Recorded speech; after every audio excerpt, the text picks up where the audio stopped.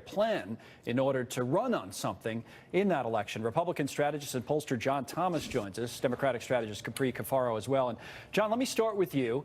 And yes, I think everybody concedes if you're going to run on something, you do need a plan. But first of all, as a political strategy, what did you make of the president kind of pushing this off, at least for a vote, until after the election? Does that make sense? Seems like a lot of Republicans were relieved by that. What was your take?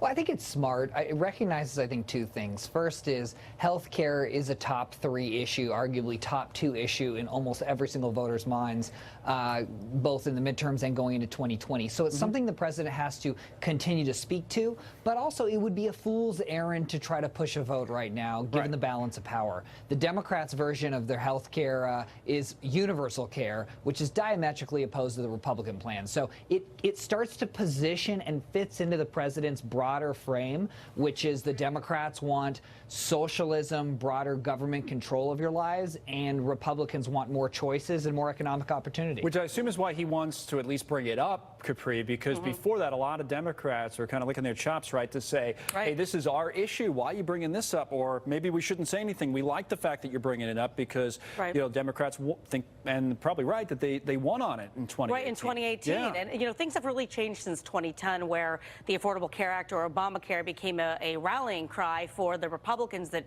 were able to come in and change the balance of power. But the president's point is probably like, hey, you got to fight. You have to, from his point of view, you can kind of see this now as it's developed the last couple of days. You can't just ignore it. No, you certainly can't ignore it. I think that one thing that I think that is good for the Democrats right now is that the House Democrats, at least the leadership, is on record with presenting a bill called Protect Our Care. It is basically saying we can't literally disassemble Obamacare, but Medicare for all is also not the answer. So I think it actually was really short-sighted for Democratic presidential candidates to sign on for Medicare for all, because it's become this, you know, buzz of Medicare for none, for example. It's kind of, John, what you're getting. It opens them up, by the way. The socialism, capitalism argument, and maybe it would be smart for Democrats to have another angle. But what about, we do. And what, but what about the Republican angle, John? To the opening point we made, the Republicans do need a plan. That's always been the challenge here. Not repealing, but replacing, right?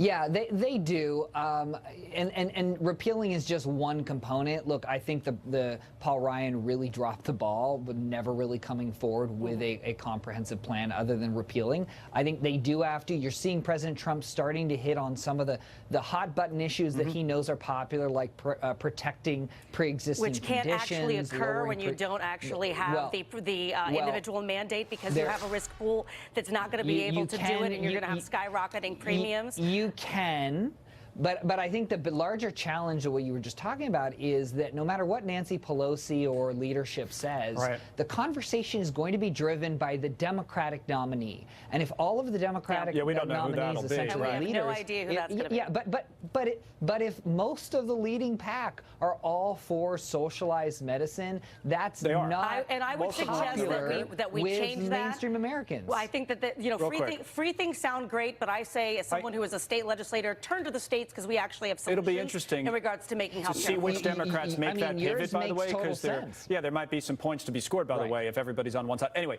that said, I do want to get to another topic, and that is politics more broadly. You brought up Speaker Pelosi, and she made some comments earlier today that are getting a lot of attention about the former Vice President Joe Biden and the accusations he's now facing. She did say that they are not necessarily disqualifying, that he could still run for president, and she added this. Here she is. I know Joe Biden a long time.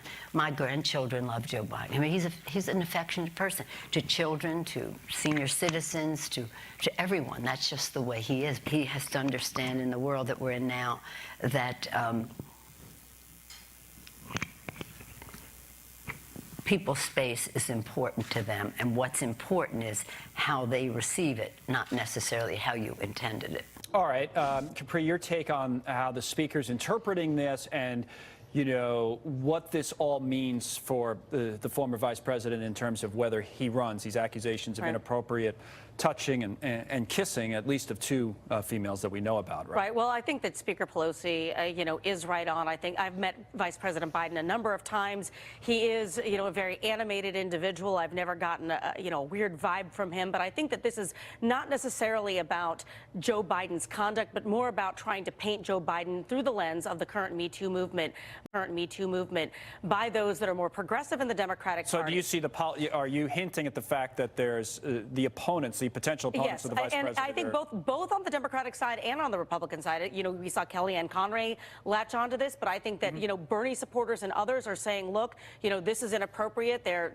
People are raising those concerns. But her point is legit, no? That it's how people receive it. I mean, we've learned that absolutely. as opposed to what you intended and maybe to as be, right? and maybe me and Pelosi So- as Italian Americans, we're animated and maybe No, we I don't get read it, but So- you know, people are thinking differently about this. The Right. last, but I think this is really more about trying to paint Joe Biden as somebody who is older and out of step with current day Democratic values. Okay, and whether or not John he runs, I guess, is still an open question. But most people seem to be assuming that he will. How do you see this all playing out politically? Well, look, I think Joe Biden is doomed. Whether it's this, look, at worst, it's creepy. At best, he's dramatically out of touch, which is not how you want to launch off with your presidential campaign. But beyond that, remember, the day he announces he's going to start apologizing because almost his entire Well, that's an voting interesting track point. record in the Not only Senate. about the apology, but there's been kind of this thinking out there the day he announces might be his best day, even before all of this. You know, he's so well known. His best and his worst. Well, no, I get right it, now but he's yeah. hovering. You know, he's hovering in the 27-ish% in the polls. I think he There's only also goes 16 down from candidates there. in the race. That's true. Right, but right, I think he only goes down from there. Remember, he is a gaffe machine. He's run and lost many times before. I don't know if he that doesn't have a matters small anymore donor as much as database. something- I don't. Here's the question: when he responds, because he hasn't had to respond to this sniffing issue, how many women is it okay to touch and sniff? How many seconds is the threshold to stick your nose in somebody's hair? Right, you're bringing up This is things not a that he might conversation you actually want to have. have. That's not a We got conversation. to go, you wanna guys, have. because we're out of time. But we'll obviously talk about the race and what happens from here. So, John, thanks. And Capri, always good to see you. Absolutely. Thanks for Thank you. coming in.